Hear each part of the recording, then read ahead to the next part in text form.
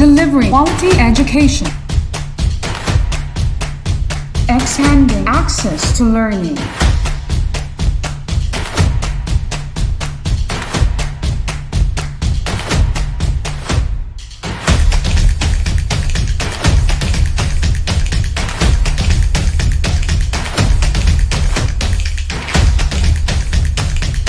The official TV-based instruction of Tagum City.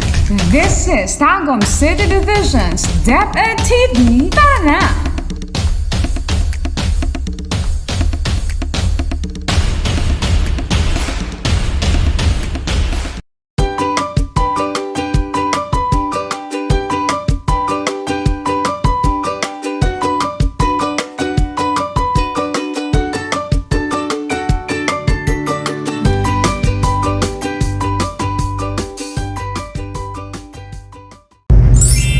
Hello, young scientists! It's another day to explore the amazing world of science. I am glad to be with you today and be part of your learning adventure in exploring the wonders of nature. I am Teacher Arlen, your science teacher for today.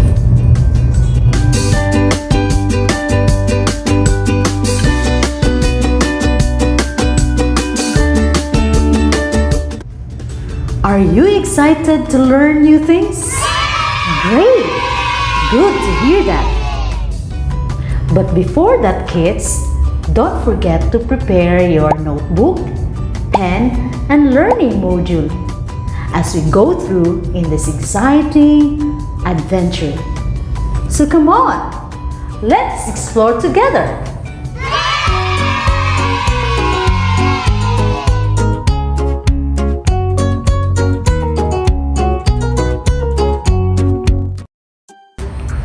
What happened to this plant? I'm worried. What should I do? I think the reason of my unhealthy plant is because of the type of soil I used. What should be the appropriate soil for planting? Let's study. First, examine the characteristics of several types of soil in order to determine which is the most appropriate to utilize. For today's learning adventure, you will be able to compare and contrast the characteristics of the different types of soil. Specifically, you will learn to identify the different types of soil, explain the uses of the different types of soil, and compare and contrast the characteristics of the different types of soil.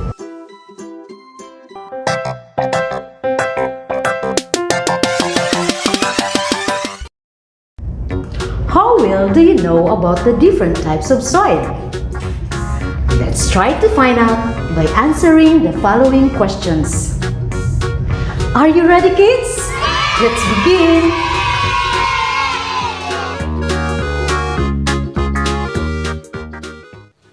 Directions. Read the sentences carefully. Write your answer in your notebook.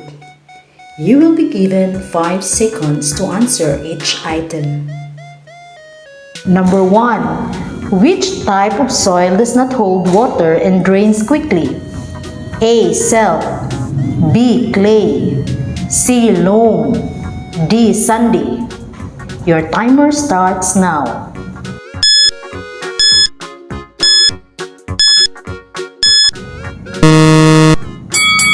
What is your answer? Good job! It's letter D, sandy.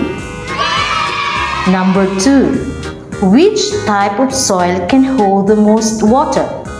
A. Silt, B. Clay, C. Sand, D. Humus. Your timer starts now.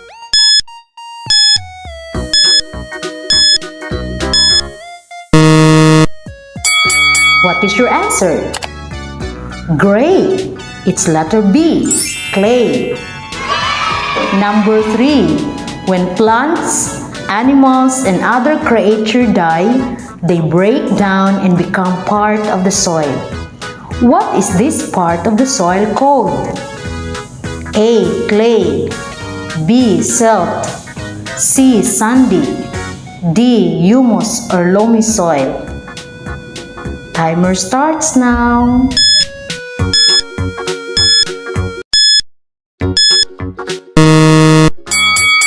What is your answer? Amazing! It's letter D, humus or loamy soil.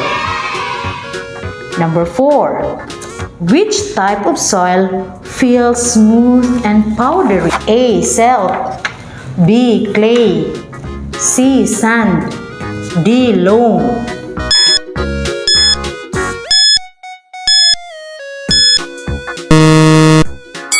Time is up. What is your answer? Awesome! It's letter A, silt. Number 5. Why is soil important to us? A. We build on it. B. Plants need it to grow. C. We walk on it. D. All answers are correct.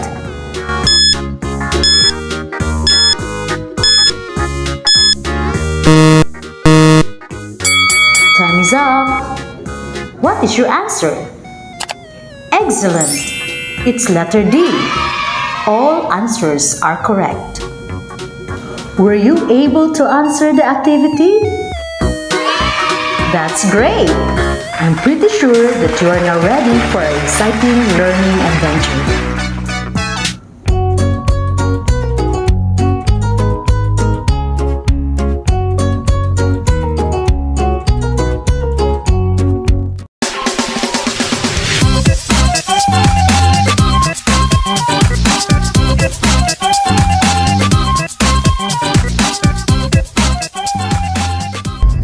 Kids, do you know that the soil is part of the Earth's surface, which includes disintegrated rocks, humus, organic and inorganic materials that provide the medium for plants to grow.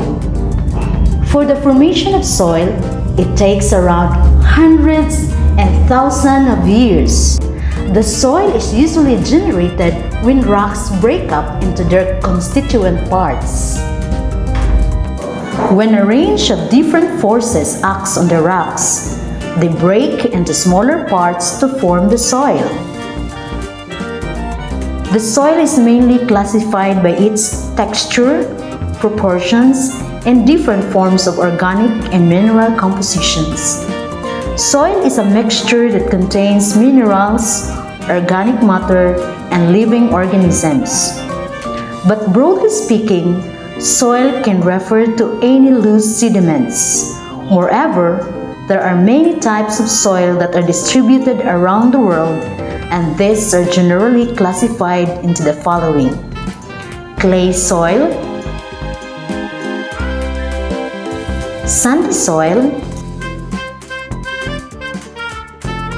loamy soil, and silt soil. The soil consists of 45% minerals, 50% empty spaces or voids, and 5% organic matter. Furthermore, soil performs many important functions, such as providing a growth medium for the plants, acts as changer of the Earth's atmosphere, one of the most crucial components of the biosphere, provides habitat for organisms.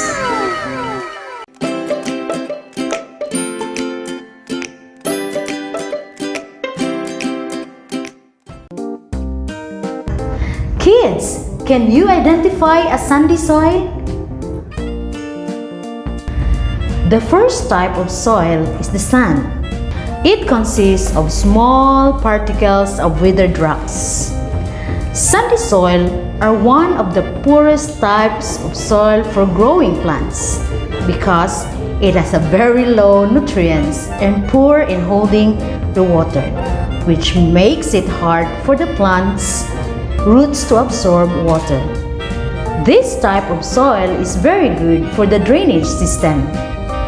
Sandy soil is usually formed by the breakdown of fragmentation of rocks like granite, limestone, and quartz. How about a silt soil? Silt, which is known to have much smaller particles compared to sandy soil. It is made up of rocks and other mineral particles, which is smaller than the sand and larger than the clay. It is smooth and quite fine quality of soil that holds water better than the sand. Silt is easily transported by moving currents, and it is easily found near the river, lake, and other water bodies. The silt soil is more fertile compared to other three types of soil. Therefore, it is also used in agricultural practices to improve soil fertility. Clay is the smallest particle amongst the other two types of soil.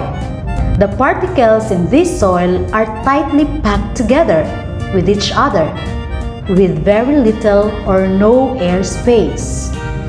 This soil has a very good water storage quality and making hard for moisture and air to penetrate into it. It is very sticky to touch when wet, but smooth when dried. Clay is the thickest and the heaviest type of soil which do not drain well or provide space for plant roots to flourish.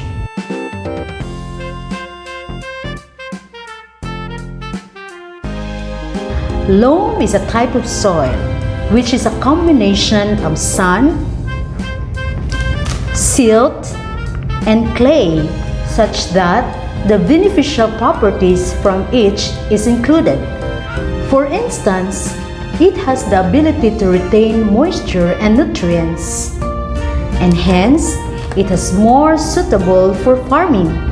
This soil is also referred to as an agricultural soil as it includes an equilibrium of all three types of soil materials, being sandy, clay, and silt. And it also happens to have humus. Apart from this, it also has a higher calcium and pH levels because of its inorganic origins. That's how it is. Now I know what kind of soil plants need to grow healthy and abundantly.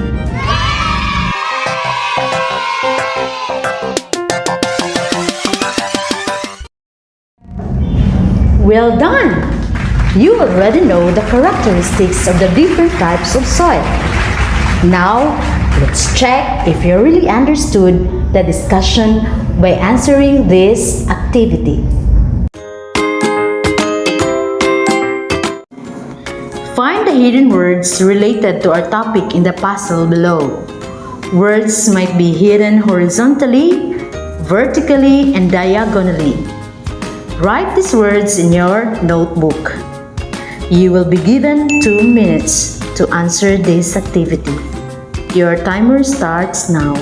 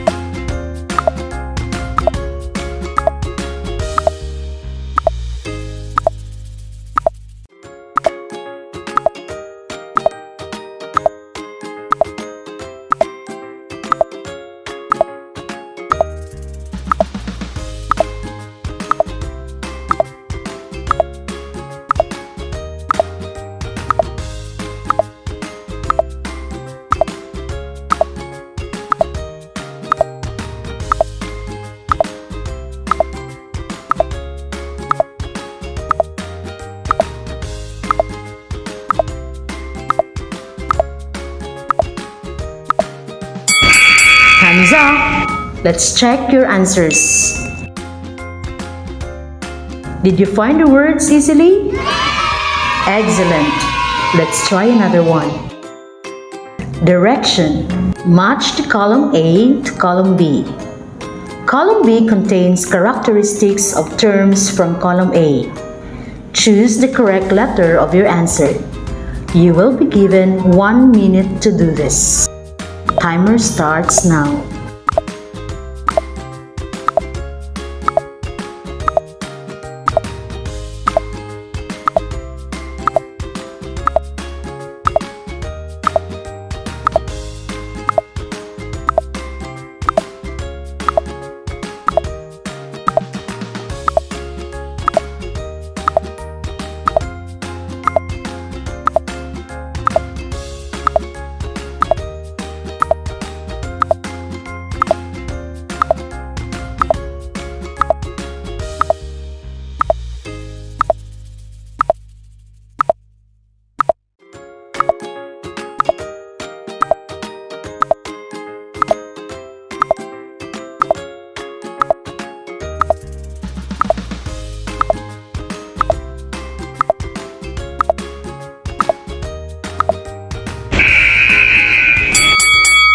Time is up. Let's check your answers. Did you get all the correct answers? Excellent. Did you enjoy all the activities? Wow, I'm glad to know that.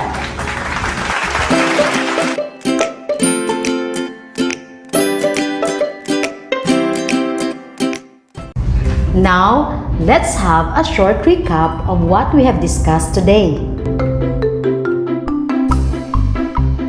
Soil is usually referred to as a natural occurring organic materials found on the Earth's surface.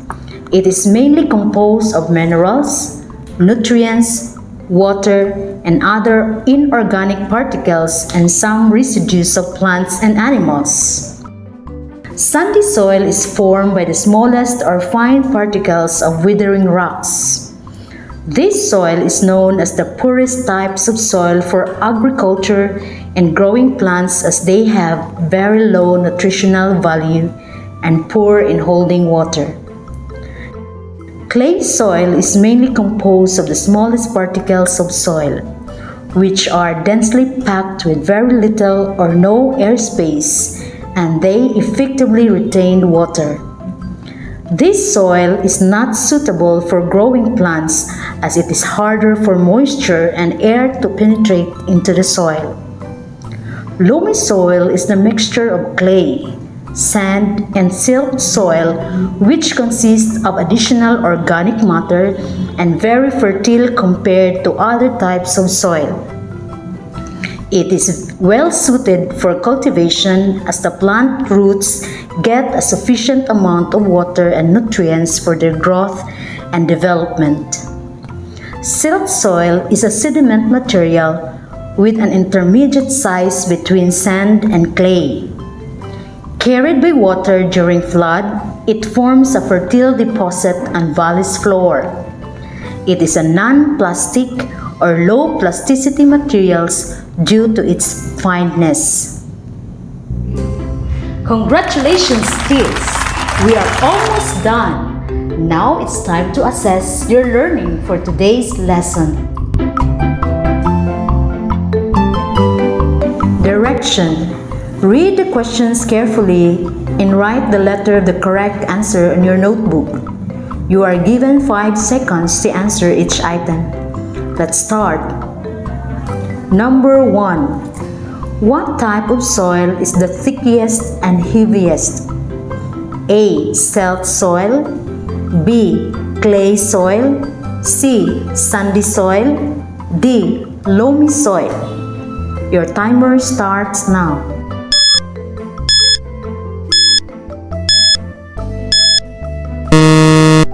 Time is up. What is your answer? Yes, you are correct. It's letter B, clay soil. Number 2. The soil consists of minerals and organic compounds. How many % of minerals does soil have as identified on the lesson? A. 35%, B. 40%, C. 45%, D. 50%.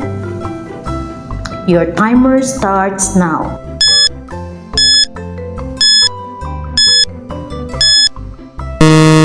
Time is up. What is your answer, kids? Great job! It's letter C, 45%. Number 3. It is one of the poorest type of soil for growing plants. A. Silt soil, B. Clay soil, C. Loamy soil, D. Sandy soil. Your timer starts now.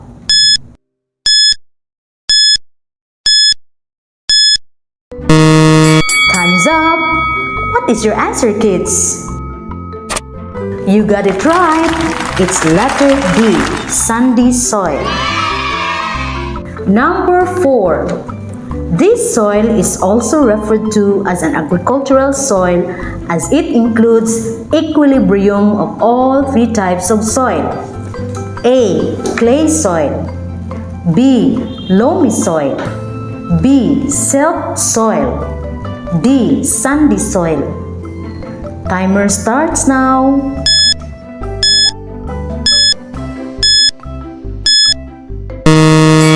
Time is up. What is your answer? Amazing! You got it right. It's letter C, loamy soil. Number 5. Soil performs many important functions except one. A. Does not provide habitat for organisms. B. Providing a growth medium for the plants. C. Acts as changer of the Earth's atmosphere. D. One of the most crucial components of the biosphere. Timer starts now.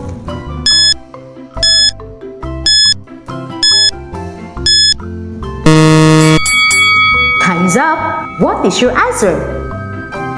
Amazing! You got it right. It's letter A. Does not provide habitat for organisms. Congratulations, kids! You all did great today. Good job!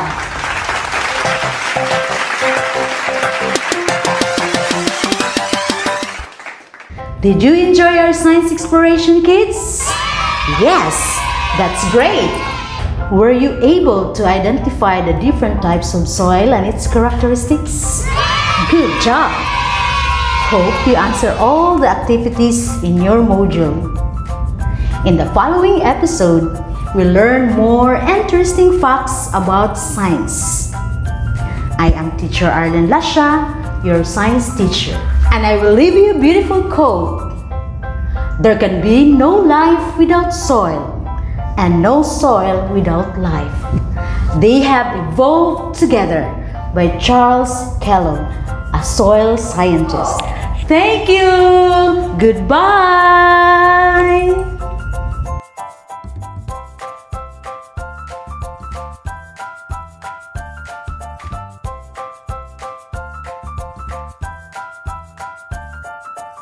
Pilot TV, Pilot TV na, Pilot TV, Pilot TV na, Pilot TV, Pilot TV na, Pilot TV. Manood at makinig sa pag-aaral naming hatid, magsulat at magbasa, magbilang halika na. Iba't ibang kaalaman sa TV mo masusundan. Edukasyon, sa iyong pagmasuhan will help you learn.